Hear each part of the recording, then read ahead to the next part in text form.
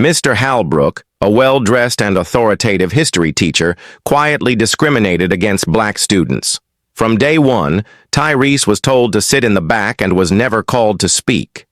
One day, without explanation, he was punished by being forced to clean the school toilets alone. What Mr. Halbrook didn't know was that Tyrese's mother, Lieutenant Maya Carter, was an active-duty soldier and a longtime friend of the principal. When she saw her son humiliated, she calmly called the principal and sent proof. It didn't take long, a meeting was held, and before the lunch bell rang, Mr. Halbrook was fired. Before we continue, drop a comment and let us know where you're watching from. And if you haven't already, hit that subscribe button, because the next story is even more powerful. Chapter 1. The New Seat. Tyrese Carter stepped through the front gates of Riverside High with his shoulders squared, his backpack slung neatly over one shoulder, and his eyes scanning the crowd, not with fear, but with the quiet alertness he had learned from his mother. He didn't speak. He didn't need to. The murmur of other students filled the morning air, a blend of chatter and laughter that dropped a few octaves the moment he passed by. He was used to that silence. New kid, black, military posture, perfect target. The hallways stretched wide and sterile, lockers humming under the buzz of old fluorescent lights. Tyrese walked with calm precision to his first class, U.S. History, room 214. He knocked before entering. The classroom paused mid-conversation. Heads turned. Mr. Halbrook, a tall white man in a stiff brown suit with a silver tie pin, looked up from his desk. His face was stone, his eyes calculating. He didn't smile. "You must be the new one," he said, voice clipped and flat. Tyrese nodded once. "Yes, sir. Tyrese Carter." Mr. Halbrook didn't bother checking the roster. His eyes drifted to the front row, then casually swept to the back. "There's an open seat. Back row, near the window," he said, gesturing without looking. Tyrese glanced at the open desk in the second row, clearly vacant, clearly closer, and then obeyed without question. The stares followed him. He sat down silently. The chair wobbled slightly beneath him. He pulled out his notebook, placed a sharpened pencil beside it, and waited. As the lesson began, Mr. Halbrook's tone shifted from dry to dismissive whenever Tyrese raised his hand. Once, twice, 3 times. Nothing. Others were called on, even when their hands didn't go up. When Tyrese finally spoke, quietly, respectfully, offering a correction about the date of the Emancipation Proclamation, Mr. Halbrook chuckled dryly and moved on without acknowledging him. The bell rang 42 minutes later. The rest of the class rose and filed out. Tyrese remained behind for a second, adjusting the strap on his bag. Mr. Halbrook walked by him, offering a glance that lingered just a second too long. "You might want to focus less on talking and more on fitting in, Mr. Carter," he said flatly. Tyrese said nothing. His face didn't change. But inside, something small and cold pressed against his chest like a warning bell. As he exited the room, he glanced once more at the desk he had been denied, the one in the second row. It was still empty. And somehow, that felt louder than anything that had been said aloud. Chapter 2. Mr. Halbrook's Gaze. There was something about the way Mr. Halbrook looked at Tyrese that wasn't easy to name, but impossible to miss. He didn't raise his voice. He didn't need to. His eyes did most of the talking. By the 3rd day of school, Tyrese had learned the unspoken rules of room 214. Don't sit too close. Don't raise your hand too often. And above all, know your place. Mr. Halbrook stood tall at the front of the classroom, posture like a podium, arms folded behind his back. His lectures came in cold, precise bursts, like bullets wrapped in facts. When white students spoke, especially the louder, overconfident ones, he gave them nods of approval, even chuckles, encouragement. But when Tyrese spoke, when he dared to engage, Halbrook's gaze turned sharp, unforgiving. At first, Tyrese thought he was imagining it. Maybe he was being too sensitive. Maybe he was reading too much into a look. Then came the corrections. Not on tests, not on homework, on posture, on tone, on attitude. "Mr. Carter," Halbrook said one morning after Tyrese answered a question correctly, "this isn't a debate. Just stick to what's asked." The class fell silent. Even the kid in the front who had just rambled off topic for 2 minutes hadn't been cut off. Tyrese's fists stayed closed under the desk. Halbrook moved on like nothing happened, scribbling across the board. Reconstruction era, failures and lessons. But Tyrese saw it in his eyes, that flicker of challenge, that need to remind. At lunch, a girl named Olivia slid her tray beside his. "You okay?" she asked. Tyrese nodded. "Yeah." She hesitated.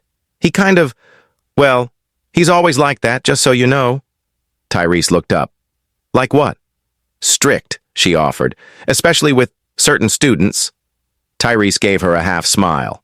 "I noticed." Later that week during group work, Halbrook assigned Tyrese to a corner group working with no supplies, no guidance, and a partner who spent more time texting than talking. When Tyrese asked for clarity on the instructions, Halbrook simply said, "Use your initiative." And when that group's presentation stumbled, Halbrook's sigh was loud enough for the class to hear. "I expected more from you, Mr. Carter." It wasn't a scream. It wasn't a slur. It was quieter than that. And somehow, it hurt more. By Friday, Tyrese began tracking things. He counted how many times his hand was ignored. He noted the empty desk in the second row that no one was ever assigned. He memorized the hallway cameras, exit points, shadows, just like his mother taught him. Stay quiet, stay sharp, stay ready. Because something told him.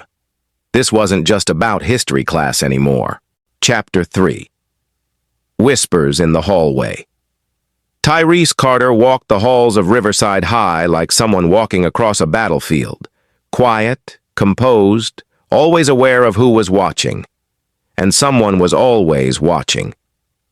It started small, a snicker behind his back when he corrected a date in class. A smirk from the kid sitting 3 desks over. Then came the nickname, Delta Boy. It was harmless at first, just a murmur from the corner of the cafeteria.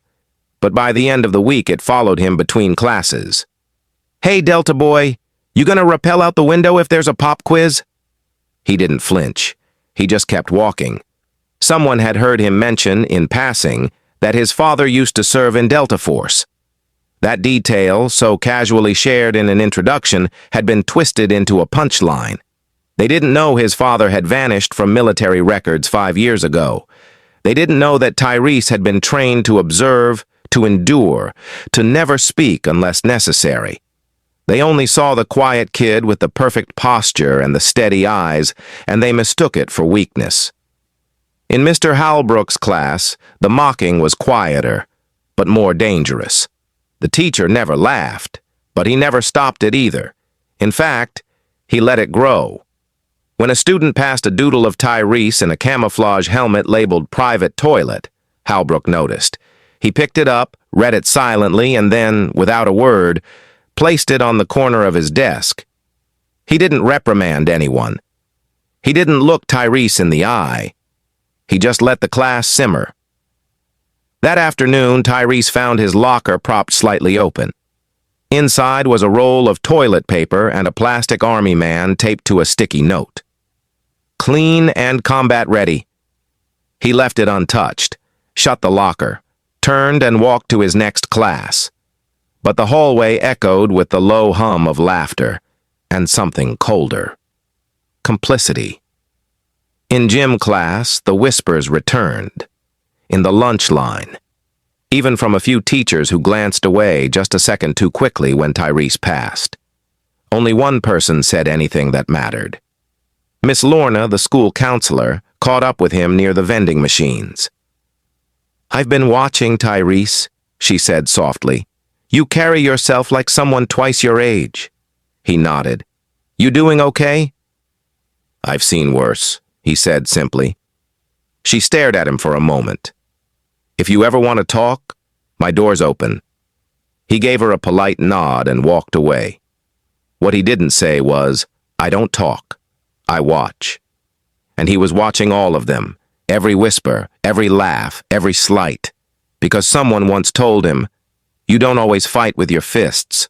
Sometimes you fight with memory." Chapter 4. Unanswered Hands. The first time it happened, Tyrese gave Mr. Holbrook the benefit of the doubt. His hand had gone up slowly, confident but respectful. The question had been about the civil rights movement. Tyrese knew the answer. He had lived its shadow. But Holbrook didn't call on him. Instead, he pointed at Jonah, third row, barely listening, mid-yawn. The boy gave a shrug and guessed, Martin Luther King?" The class chuckled. Holbrook nodded. "Close enough." Tyrese lowered his hand. The second time, he was sure. Holbrook had scanned the room, eyes moving across the sea of half-interested faces. Tyrese raised his hand early this time, firm still. He waited. Holbrook looked at him, then deliberately looked away. It became a pattern. Tyrese stopped counting after the sixth time. His hand would rise, hold, and fall, like clockwork. Other students noticed too. Some exchanged glances. No one said anything. Because that was the genius of Mr. Holbrook's method. He didn't break rules. He bent them quietly, with a smile too faint to challenge. At home, Tyrese sat in silence as his mother stirred spaghetti at the stove. "Heard anything from school today?" Maya asked without turning. Tyrese shrugged. "Still no grades back." Maya narrowed her eyes slightly. "Anything else?" "Nothing worth repeating." She glanced at him then, her gaze sharp, but she said nothing more. That night, Tyrese opened his notebook and flipped to a fresh page. At the top, he wrote in all caps, "Observations." He began listing them one by one. Desk still empty, second row always available. Hand raised 9 times, 0 responses. Laughed at twice during group work. Holbrook glances at other students after I speak, as if checking if it's okay to ignore me. He circled the word pattern at the bottom of the page. Tyrese wasn't angry. Not yet. He was trained not to react, only to record. His mother had taught him, control the space around you by knowing it better than they do. By Friday, he noticed Holbrook had a habit. He would touch his cufflink before dismissing a black student's comment. Tyrese marked it down. Holbrook, for all his composure, was predictable. And Tyrese was patient. He didn't need his hand to be acknowledged. He didn't need the seat he was denied. He was building a case, silent, steady, undeniable, and the best part? No one even saw it coming. Chapter 5. The test. Nobody graded. The desks were arranged in perfect rows that Friday morning, the kind of sterile order Mr. Holbrook seemed to prefer. No one dared talk as he distributed the sheets of paper across the room like solemn little verdicts. "This isn't multiple choice," he said, pacing in front of the chalkboard. "There's no hiding behind guesses today. You either understand Reconstruction or you don't." Tyrese took the paper when it came to him. 1 page, 1 question. Was Reconstruction a success or a failure? Defend your position using historical facts and class discussions. He didn't hesitate. His pencil moved smoothly across the paper, thoughts forming not from memory drills, but from lived experience. Passed down through family stories, long talks with his mother, and the quiet pain that lingered in the spaces between textbooks. He wrote about the promise of the Freedmen's Bureau, the betrayal of the Compromise of 1877, and how emancipation had been followed by repression, not liberation. He referenced specific amendments and court decisions, including the loopholes used to reinstitute control over black lives. He even quoted Holbrook's own words, though not the ones the teacher had emphasized. By the end of the hour, Tyrese had filled nearly the entire back of the sheet. He reviewed it once, signed his name, and walked it to the front. Mr. Halbrook took it with a nonchalant nod, placing it face down beneath a small stack of papers. Tyrese returned to his seat, his expression unreadable. But deep down, he knew he'd done well.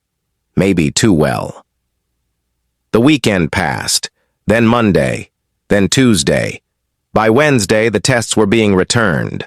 Halbrook moved between rows, sliding them onto desks without a word. The sound of flipping pages and sighs of relief, or groans of disappointment, filled the room. Tyrese's desk remained empty. He watched the teacher carefully, waiting for a moment, a glance, any signal. Nothing. After class, when the others had left, Tyrese approached the desk. "Excuse me, sir," he said, voice calm. "I haven't gotten my test back." Halbrook didn't look up from the attendance sheet. "Still reviewing," he said flatly. Tyrese nodded once and stepped back, but his eyes landed briefly on the pile of graded tests to the side. He saw his own handwriting, barely visible beneath the corner of another page. It hadn't moved. The next day in the lunchroom, Olivia slid into the seat across from him. "I got a C," she said, stabbing her salad with a plastic fork. "Total nonsense. I mentioned like 3 court cases." Tyrese raised an eyebrow. "Jonah got a B. He spelled reconstruction wrong," he muttered. Olivia gave a dry laugh.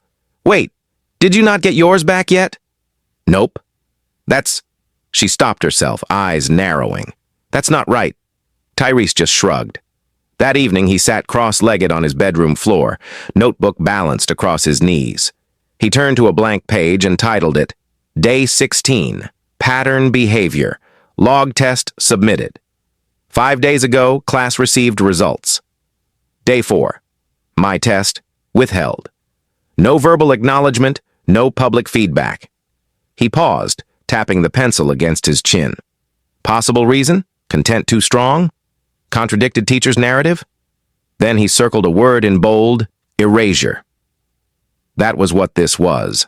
Not loud, not obvious, but slow, calculated erasure. Not silencing with noise, but with absence. And Halbrook was good at it. He didn't yell, he didn't insult. He made you disappear. Made you feel like your voice wasn't worth registering, like your effort didn't exist. Tyrese's mother used to tell him, "The worst weapon isn't the gun, it's the one who controls the room without ever lifting it." And Halbrook had that room under control. Until now. The next day, Tyrese arrived early. He sat in his usual seat at the back and stared straight ahead. Halbrook entered 2 minutes before the bell, adjusted his tie in the glass panel of the door, and walked to the front. On his desk sat the same stack of papers. Tyrese watched his fingers brush over them. They never touched his. That afternoon, he walked to Miss Lorna's office, the guidance counselor who had once told him, "My door's always open." She looked up as he stepped in. "Something on your mind?" Tyrese hesitated, then said, "What does it mean when a teacher ignores a student's work?" She tilted her head. "You mean like, doesn't grade it?" "Won't return it. Won't talk about it. Pretends it isn't there." Miss Lorna's eyes sharpened slightly. "Is this happening to you?" He didn't answer directly. "What do you do when you do the work, and someone makes sure it doesn't count?" Miss Lorna leaned forward. "You make a record of everything, names, dates, times, and when you're ready, you bring it to someone who will listen." Tyrese nodded slowly. "I'm listening," she added. "I'm not ready," he said. "Then keep watching," she replied gently. "And when the moment comes, don't hesitate." Chapter 6. Punishment, without cause. It was raining that morning, not a storm, just the kind that made windows cry and lockers sweat. Tyrese sat quietly in homeroom, eyes focused on nothing in particular. He'd been tracking Mr. Halbrook's behavior like a scout in enemy territory, and if his notes were accurate, today was going to be different. It started when Mr. Halbrook entered the classroom with a forced calm. His movements were tighter than usual, jaw locked, eyes sharper. Tyrese recognized that look. His mother wore it when a mission was about to begin. The class quieted quickly. Halbrook's voice, when it finally came, was dry and clipped. Yesterday, someone left graffiti on the back wall of the building near the loading dock, something about injustice and power. Administration's taking it seriously. He glanced up, slowly scanning the room, until his eyes landed, of course, on Tyrese. No accusation, just a stare. Tyrese met it with a neutral expression. Then Halbrook said, "Until the matter's resolved, I need a volunteer for building maintenance duty this afternoon. That includes restroom sanitation." No hands went up. He smiled thinly. "Fine. Mr. Carter, you're selected." A few snickers rippled from the back. Tyrese didn't respond. He didn't argue, but something inside him flickered. Later, in the hallway, Olivia caught up to him. "You serious? You didn't even do anything." "I know. Did you tell anyone?" "Not yet." Tyrese changed in silence after school, putting on the janitor's gloves they handed him without a word. He stepped into the boys' restroom near the gym, cold, tile-walled, dimly lit. It smelled of ammonia and humiliation. He crouched near the toilet, scrub brush in hand. The gloves were too big and the water too cold. And then the door opened. Footsteps. Firm, precise. "Tyrese!" He turned, and there she was, Lieutenant Maya Carter, in uniform, boots clicking against tile. Her eyes scanned the scene once and locked on her son. She didn't speak, didn't scream. She looked at the brush, the bucket, the gloves. And then she looked at her son, kneeling on a bathroom floor for a punishment he didn't deserve. "Get up," she said. Tyrese stood slowly. Maya turned and exited the restroom, her phone already in her hand. Her fingers moved fast, no wasted motion. She stopped in the hallway, dialed a number, and pressed the phone to her ear. "Principal Keating, please. Tell him it's Maya Carter." A pause. Then, "Yes, that Maya Carter." When the principal answered, her voice didn't rise. It didn't need to. "I'm not calling to yell," she said calmly. "I'm calling to let you know your history teacher just humiliated my son for something he didn't do. I have the photo, I have the timestamp, and I'm sending it now." She tapped her screen twice. Sent the photo Tyrese had shown her the night before, his test, his records, his journal. Evidence. "I suggest," she continued, "you act quickly, because next time I won't be calling. I'll be coming in uniform, and not alone." Silence. Then she hung up. Tyrese stood beside her, wordless. Maya glanced at him. "You okay?" "I'm used to it." She narrowed her eyes. "That doesn't mean you should be." He nodded. They walked down the hall together. Past students, past teachers, past history. The next morning, Mr. Halbrook didn't show up. The school announced a staff meeting before second period. Whispers flew like sparks. By lunch, students gathered near the windows, watching a man in a brown suit step out of the building, box in hand, face pale. No escort, no speech, just the long walk across the lot. Tyrese watched from the top of the stairs. He said nothing, but inside, something settled. Not satisfaction, not revenge, just truth, finally noticed. And that was enough.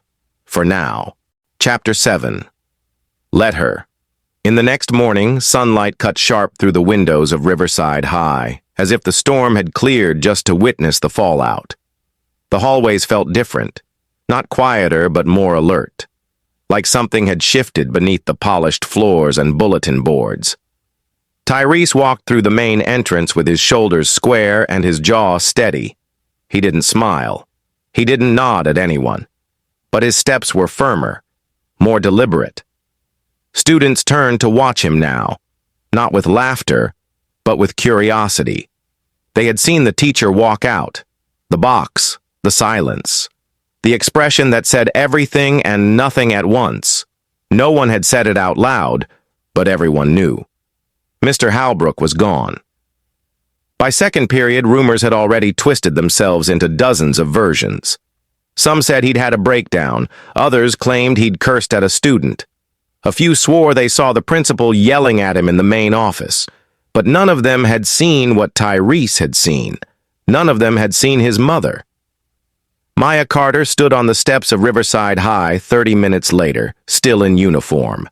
Not dress blues, this time it was her olive duty jacket, crisp and creased, her name and rank gleaming under the late morning sun.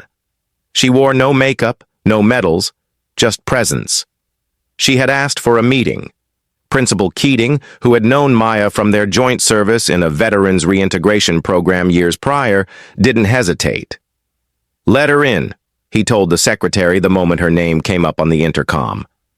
When she entered the principal's office, the air seemed to shift. Keating rose from his desk, not with surprise, but with a kind of knowing respect. "Maya," he said, offering a hand, "it's been a long time." "Too long," she replied, her grip firm. "Though I wish this wasn't the reason." He gestured toward the seat across from him. "Please." She sat, her posture military but not rigid, her eyes sharp, scanning. She didn't come to argue. She came to confirm. "I assume you've seen the file I sent?" Keating nodded.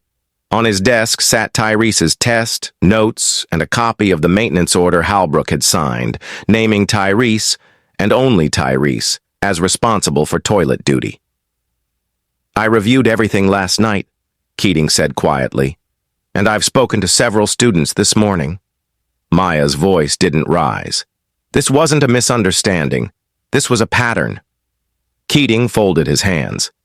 "I believe you." Silence hung between them. Maya leaned forward slightly. "I know what it's like to operate under rules that protect the wrong people, but I also know what happens when leaders ignore harm." Keating nodded again. "That's why I acted quickly." Maya exhaled, just once.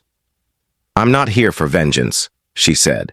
"I'm here to protect my son, because no one, no teacher, no system, gets to teach him shame." Keating leaned back in his chair. "Tyrese is extraordinary."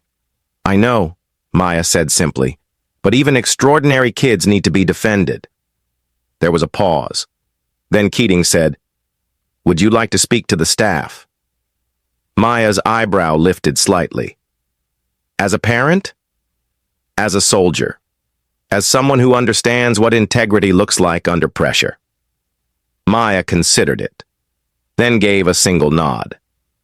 That afternoon, the staff lounge was filled with teachers, some confused, some curious, all quiet.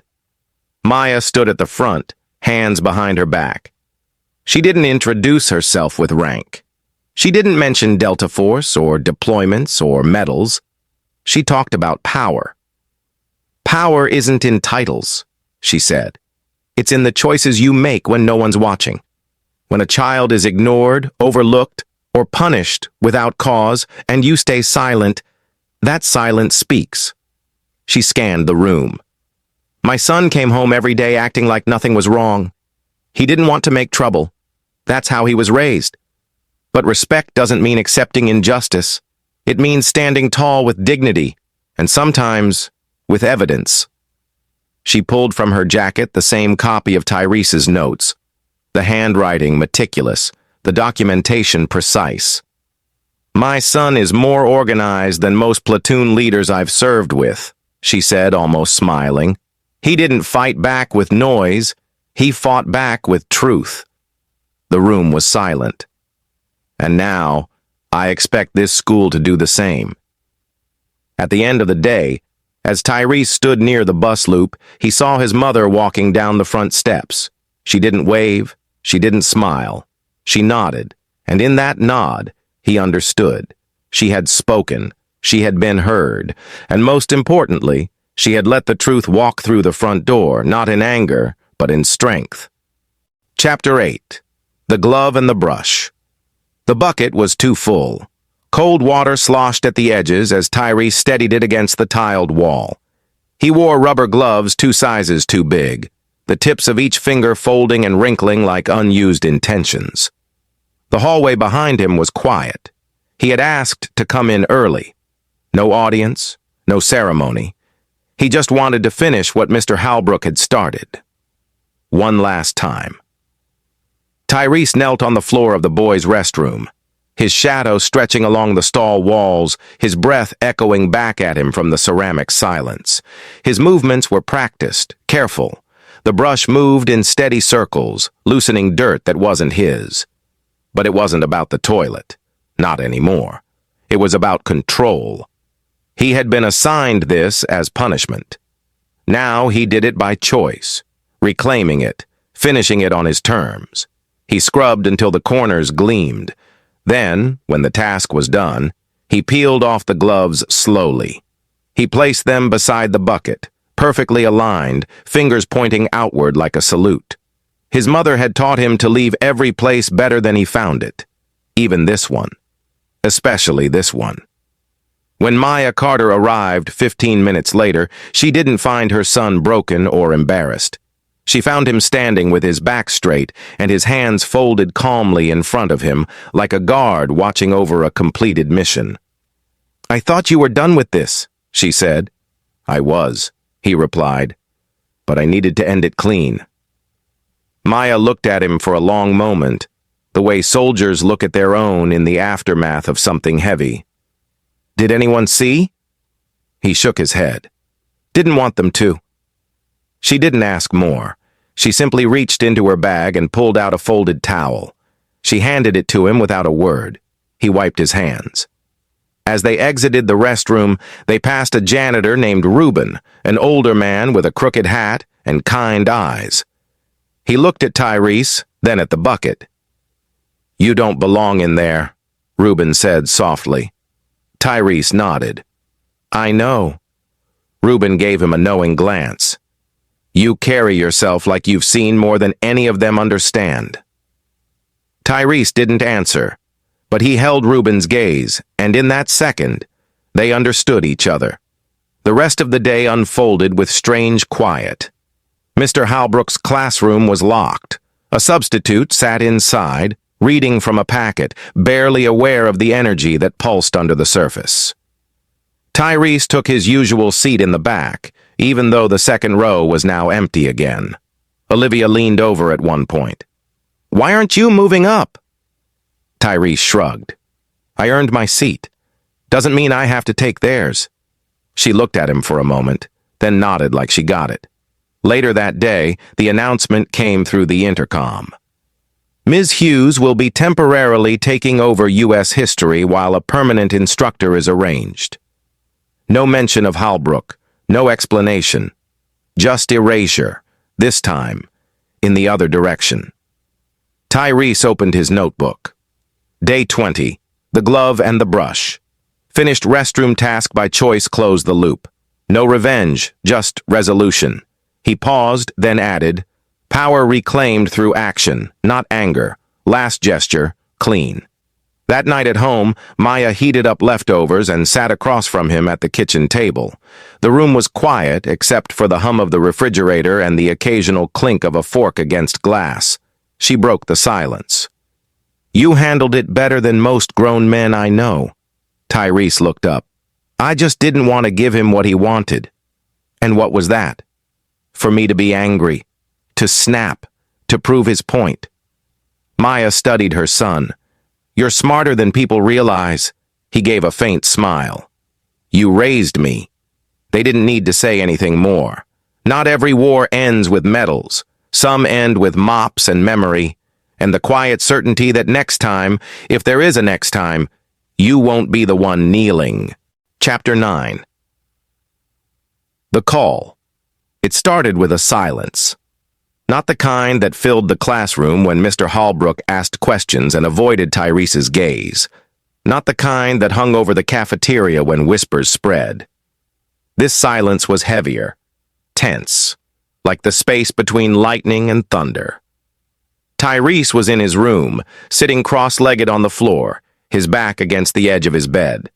His notebook lay open in front of him, half filled with neat lines of observation, dates, small truths that no one else seemed to care about until now. His mother stood in the hallway, phone pressed to her ear. She didn't close the door. She didn't have to. Tyrese could hear everything. "Principal Keating?" Pause. "Yes, Maya Carter." Another pause. A sigh. "I know we've spoken already. I appreciated the swift action. But I need this on record." She stepped forward, her boots silent on the carpet. "Because this isn't just about Halbrook anymore. It's about who let him get this far. Who watched him look the other way. Who heard kids talk about Delta Boy and did nothing." Tyrese lowered his head slightly, listening. "I'm not calling for revenge. I'm calling for accountability." She walked to the window, looked out into the fading orange of the evening sun. "I don't want special treatment for my son. I want equal treatment for all of them. Every student who gets overlooked, punished harder, or graded differently because someone doesn't think they belong." There was a long silence on the line. Then Maya added softly, "You knew me as Sergeant Carter. You know what I stood for." Another pause. "Then you also know I don't bluff." She ended the call with a tap, lowered the phone, and exhaled slowly. From the floor, Tyrese looked up. "What did he say?" Maya turned to him. "He said he'd bring it to the board." Tyrese raised an eyebrow. "You believe him?" She shrugged. "I believe pressure makes people choose who they really are." The next day, Tyrese noticed things shifting, subtle at first. A teacher who had never looked his way before now nodded in greeting. A hall monitor who used to ignore passing slurs pulled aside two boys whispering too loud near Tyrese's locker. The janitor, Reuben, gave him a fist bump. But the real shift came in history class. Ms. Hughes, the substitute, brought in a new discussion prompt. How do power and silence shape history?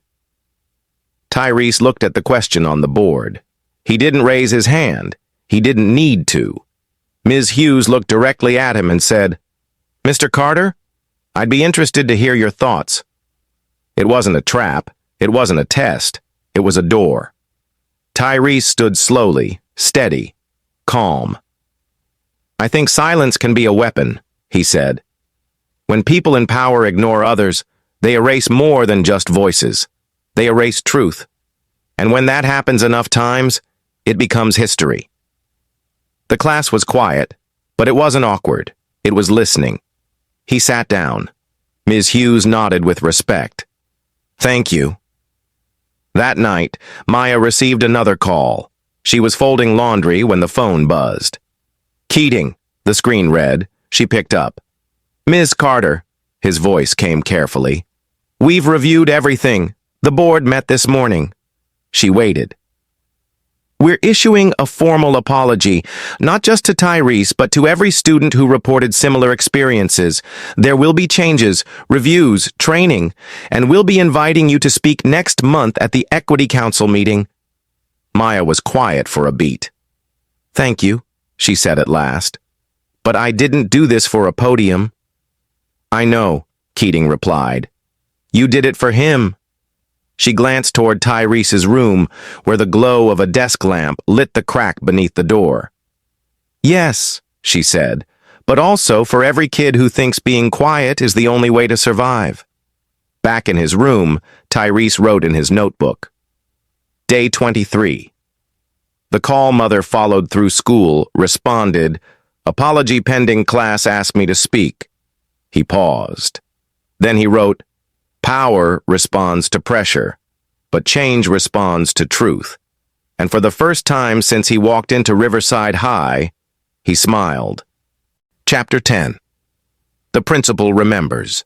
Principal Keating stood alone in his office long after the final bell rang. The school was quiet now, the hum of life outside its windows fading with the late afternoon sun. But inside, memories buzzed louder than the hallway chatter ever had. He stared at the folder in front of him. Carter, Maya. Personnel file. United States Army decorated for service. Commended for integrity. Discharged with honor. He had asked his assistant to retrieve it, not because he needed a reminder of who Maya Carter was, but because he needed to be reminded of who he used to be. He remembered the day he met her. It was 12 years ago, a dusty base in Kuwait. She was a staff sergeant then, sharp-eyed and quiet. He was a logistics officer trying to keep paperwork from crumbling under sand and stress. They'd both been assigned to a joint task force, managing the redeployment of troops back to the States. She didn't speak unless she had something worth saying. When she did, everyone listened.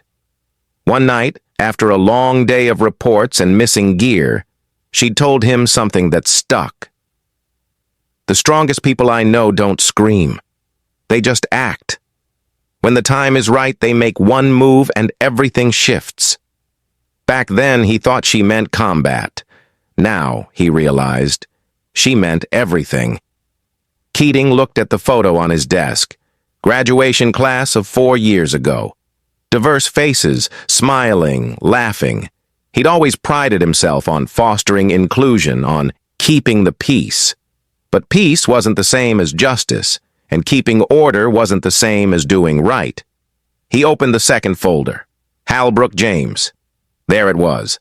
A note from a student 3 years ago. Vague complaint. Felt dismissed in class. Handwriting unsteady. Another one. Last year. Teacher ignores me. No follow-up. No action taken. Because the notes were quiet. And quiet had been easy to ignore. The knock on the door was soft but deliberate. Come in, Keating called. It was Tyrese. Back straight, eyes forward, a notebook in hand. Keating gestured to the seat across from him. Tyrese. Sir, Tyrese said politely, sitting. You asked to see me. Keating nodded. I wanted to say something, not as a principal, as someone who should have done better. Tyrese waited. I read your notes. Every page your mother gave me. I saw the patterns, the ignored hands. The desk left empty. Keating leaned forward. I'm sorry, not just for what happened, but for the fact that you had to document your own defense to be believed. Tyrese's jaw twitched, but he said nothing.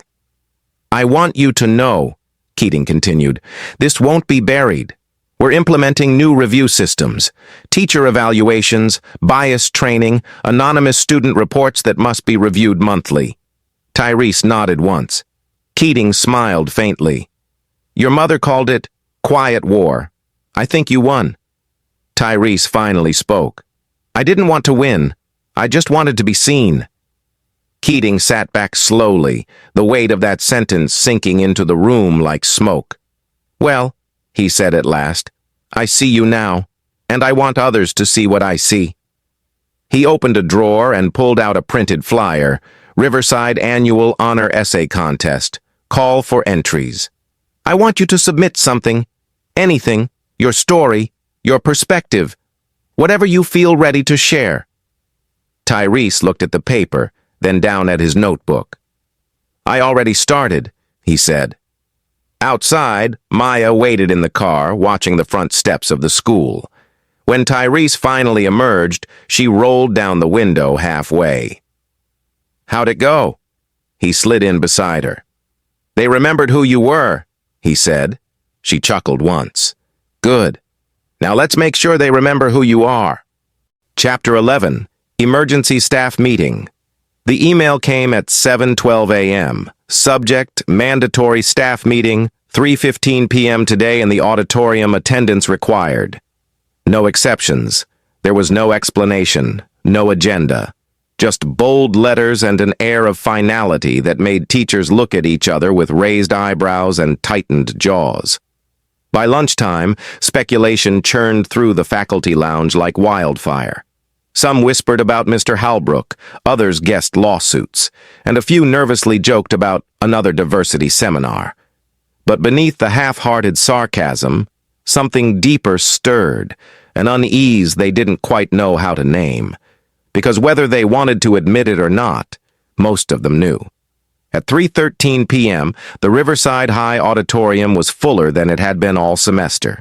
Teachers, aides, counselors, and department heads filed into the rows of plastic seats. Some brought notebooks, some brought coffee, all brought questions.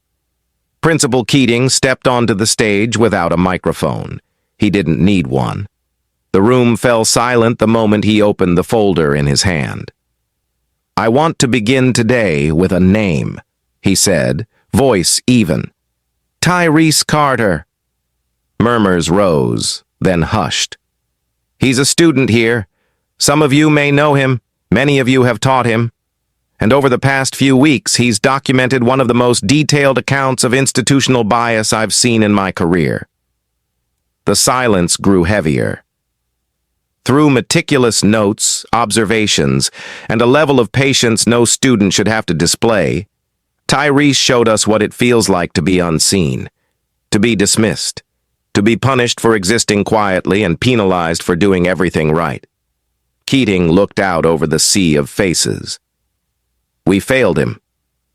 No one moved. He held up a file, Tyrese's journal, the maintenance order, the test that had never been returned. "This wasn't one incident," he said. "This was a pattern.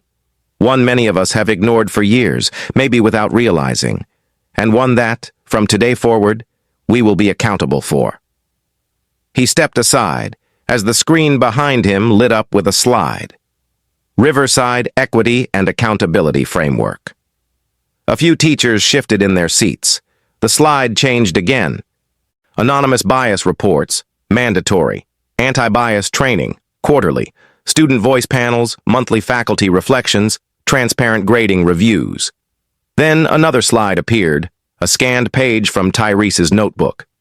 Observation, day 12. When I raise my hand, he looks away. Every time. Today, I timed it. 12 seconds. And then, "I'm not angry. I'm just not surprised." A long pause followed. Keating turned back to the crowd. "If you're uncomfortable, good. If you're defensive, reflect. This is not an attack. This is a reckoning. Because silence, especially from us, is complicity." A hand rose near the back. Ms. Adams, from English Lit. "Why wasn't this addressed earlier?" she asked. "Why did it take a journal and a mother in uniform?" Keating didn't flinch. "Because the system we operate in rewards silence. It avoids conflict, and it fails the quietest kids in the room." Ms. Lorna, the school counselor, spoke up. "Tyrese came to me weeks ago," she said. "He didn't ask for justice. He asked what to do when someone won't acknowledge you exist." No one had a response. Another teacher raised a hand. Mr. Torres, from Science. "Will this be public? Will parents find out?" Keating nodded. "Yes, because hiding it would make us part of the very problem we claim to be solving." He stepped down from the podium and stood at the front edge of the stage. "I'm not asking for perfection," he said. "I'm asking for honesty, for awareness, for change that doesn't wait for lawsuits, outrage, or tragedy." He paused one last time. "And I'm asking you to remember, we are not just teaching content, we are shaping people. The question is, what kind of people are we choosing to be?" After the meeting, the staff filed out quietly. No one made jokes. No one avoided eye contact. Some nodded to Keating in respect. Some looked at the floor. A few lingered, flipping through copies of the framework handouts now stuffed in their bags. The silence now wasn't ignorance. It was recognition. That night, Keating received a text. From Maya Carter. Message, "Thank you for standing up. I hope they follow."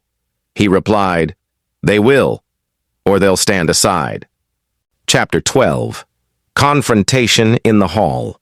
The hallway outside the faculty lounge was long, polished, and too quiet.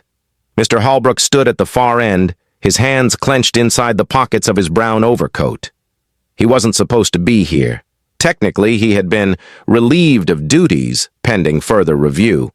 But he had come anyway, claiming he needed to retrieve personal belongings.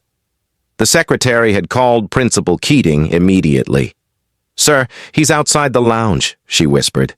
"Said he left his coffee mug." Keating had sighed before answering. "Don't let him leave. I'm on my way." Halbrook didn't look surprised when Keating arrived. He didn't look apologetic either. He looked like a man who was still trying to decide whether the world was wrong or whether he simply wasn't part of it anymore. "I won't be long," Halbrook said before Keating could speak. "Just grabbing a few things."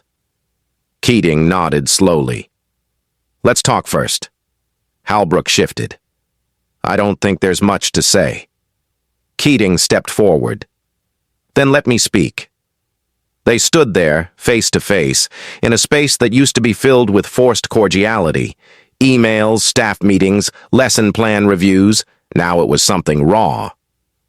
"I read every complaint," Keating began.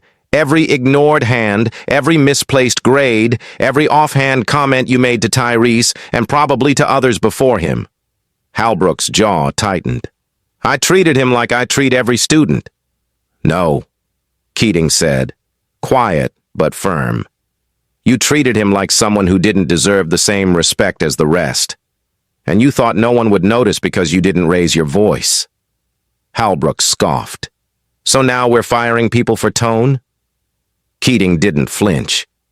"We're removing people for patterns, for silence, for the kind of bias that hides in plain sight." Halbrook's voice dipped lower. "He played you. That boy's mother, she's military. She knows how to pull strings." Keating's eyes hardened. "She didn't pull strings. She exposed a knot you tied yourself."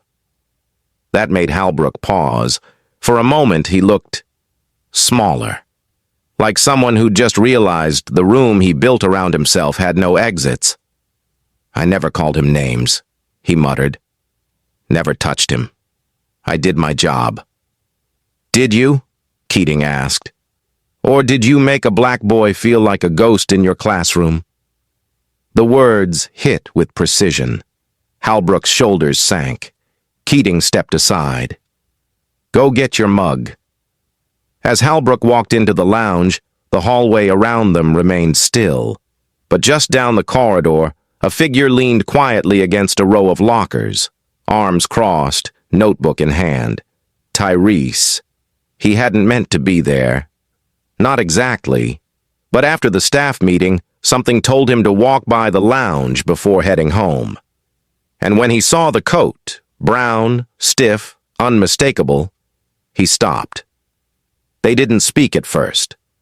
Halbrook came out moments later, paper bag in one hand, old coffee mug sticking out the top. His eyes met Tyrese's, and for once he didn't look through him. "You really wrote it all down?" Halbrook asked, almost disbelieving. Tyrese held up the notebook. "Every word." Halbrook swallowed hard. "You know, I didn't think anyone would care." "I know," Tyrese said quietly. Halbrook glanced down, the arrogance in his face replaced by something brittle. "I don't hate kids like you," he said suddenly. "I just didn't know how to teach you." Tyrese blinked. "That's not my fault."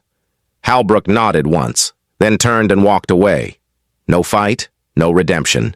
Just a man fading down a hallway he no longer belonged to. Tyrese stood there for a long while. Then he opened his notebook. Day 25, confrontation, saw him again. No anger, no apology, but no denial either.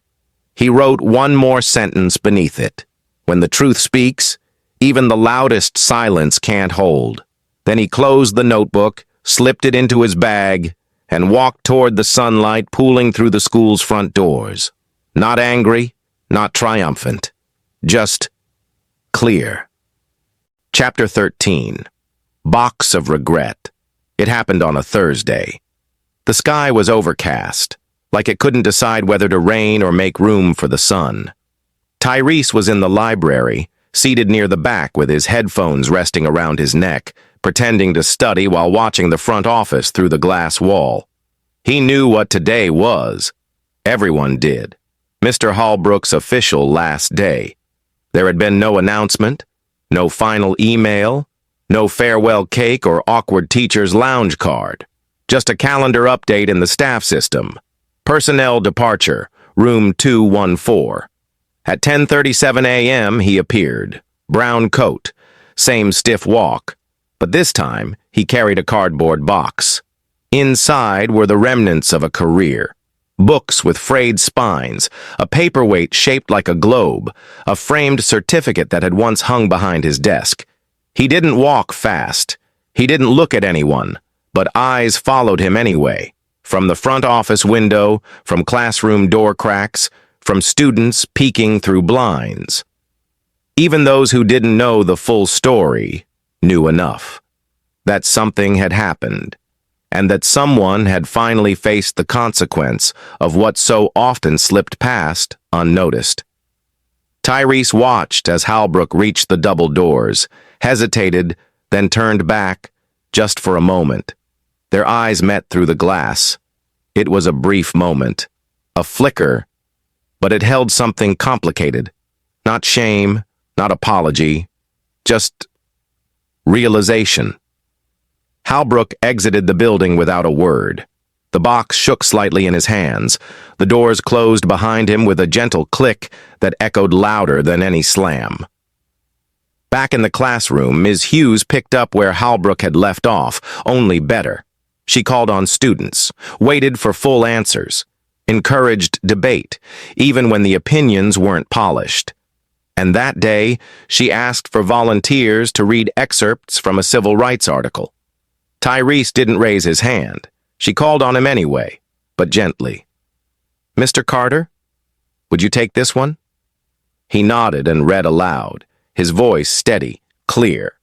As he read about freedom marches, about names forgotten by textbooks but remembered by movements, a calm settled in the room.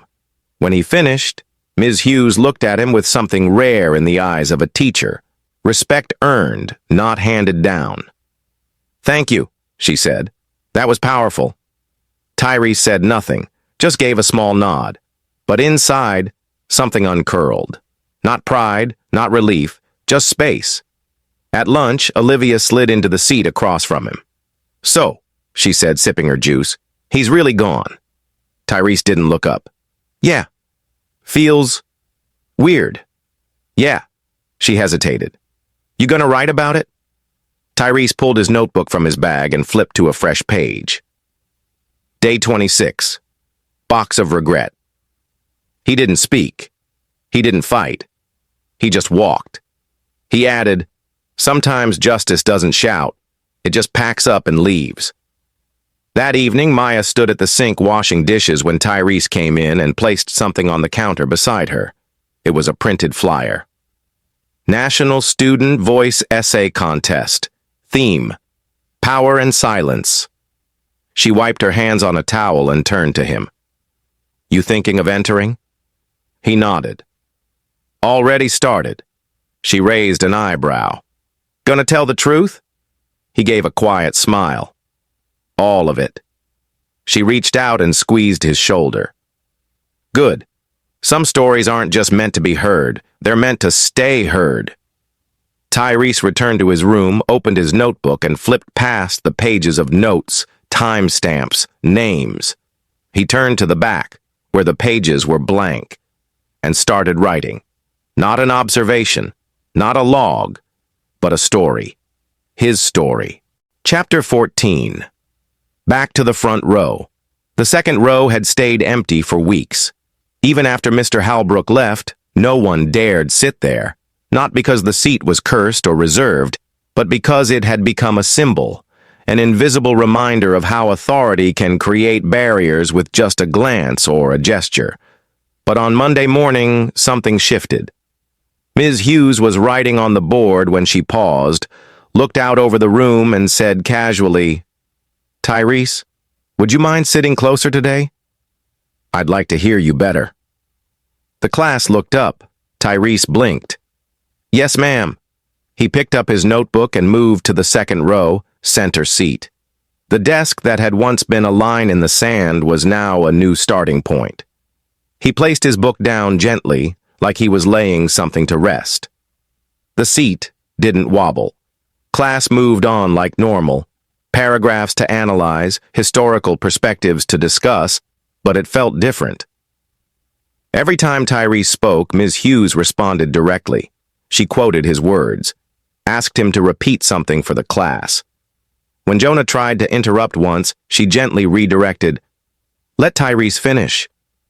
He wasn't just visible, he was centered, and the room shifted with it. During lunch, Tyrese sat outside near the courtyard, the same place he used to retreat to when the hallways got too loud. Now Olivia joined him, along with a few others who used to offer only stares or smirks. "You hear about the essay contest?" one of them asked. Tyrese nodded. "Yeah, I submitted mine last night." Olivia leaned forward. "What did you title it?" Tyrese looked up at the sky for a second before answering. "The Empty Desk." They all went quiet. Then Olivia said, "That's cold, but in a good way." He smiled. That afternoon, Ms. Lorna, the guidance counselor, stopped him outside the library. "Word is your essay shook some people," she said. "I just wrote the truth." "That's exactly why it works." She handed him a small envelope. Tyrese raised an eyebrow. "What's this?" "Invitation. You're being asked to read your piece at the district's equity panel next month." He froze. "Me?" Ms. Lorna smiled. "You're not invisible anymore, Tyrese. You never were. But now, everyone else sees it too." When he got home, Maya was on the porch, sipping tea. The dogs barked from the backyard and the sun had just begun to dip behind the trees. Tyrese handed her the envelope. She opened it, read it slowly, then looked at him. "District panel?" He nodded. "You gonna read it out loud?" He hesitated, then said, "Yeah, I think I have to." Maya studied him for a long second. "You were never afraid of silence," she said, "but now you're finally using your voice." Tyrese didn't reply. He didn't need to. That night he sat at his desk and opened his notebook one more time. Day 28. Front row seat no longer empty words, no longer ignored. Eyes no longer looking through me. He paused, then wrote, "History doesn't change when the loudest speak. It changes when the quiet refuse to stay quiet." He underlined the final word. Then he flipped the page and began outlining his speech. This time, the notes weren't for defense. They were for everyone else. Chapter 15. No longer silent. The auditorium lights dimmed as the moderator stepped up to the podium. A hush fell across the audience. Teachers, administrators, students, parents. The banner above read, "District Equity Forum, Stories that Shape Change." Tyrese stood behind the curtain, clutching his printed speech with both hands. He wasn't shaking. Not this time. His breath was steady, his heart was calm. He could hear his mother's words in his mind. "You don't raise your voice to be heard. You raise your truth." The moderator cleared her throat. "Our next speaker is a student from Riverside High. Please welcome Tyrese Carter." Polite applause followed. Then silence. Tyrese walked to the mic. He didn't wear anything fancy. Just his school uniform, clean and pressed. His shoes were polished, his shoulders straight, his presence undeniable. He placed the pages on the podium, looked up, and began. "My name is Tyrese Carter. I'm a junior at Riverside High. When I first transferred to the school, I didn't want to be noticed. I just wanted to learn. But from my first day, I realized something. Some students are allowed to be seen. Others are expected to disappear. I was told where to sit, not with words, but with looks. I raised my hand again and was ignored. When I spoke, I was met with silence. And when I stayed quiet, I was punished." He paused. "I was made to scrub toilets alone, not because I broke a rule, but because someone with power thought they could use humiliation as discipline." There were audible gasps, shifts in seats, but Tyrese didn't stop. What that teacher didn't know was that my mother is a soldier, a leader, a woman who taught me that silence is not weakness. It's observation. It's strategy. So I did what she taught me. I watched. I wrote. I remembered. And when the time came, I spoke. He looked around the room, eyes meeting faces frozen in attention. I don't tell this story for pity. I don't need applause. I tell it because there are other students like me, kids whose stories don't get told, whose desks stay empty, whose voices fade before they ever begin. He turned to his final page. I'm not angry anymore. I'm not afraid. I'm not invisible. I'm here. I'm seen. And I won't be silent again. He stepped back. For a moment, the room was still. Then, applause. Not polite, not obligatory, but full, loud, sustained. Ms. Lorna stood first, then Ms. Hughes, then more teachers, then students, then everyone. Tyrese didn't smile. He just nodded once, the way his mother always did, and walked off stage. Backstage, Maya waited for him with her arms crossed and a small grin tugging at the edge of her face. Nice delivery, she said. You think so? I've heard generals with less impact. He exhaled deeply. I think I'm ready to be more than a page in a notebook. You already are. A week later, the school released an official policy named after him. The Carter Standard A Guideline for Equitable Participation, Grading Transparency, and Student Voice Protection.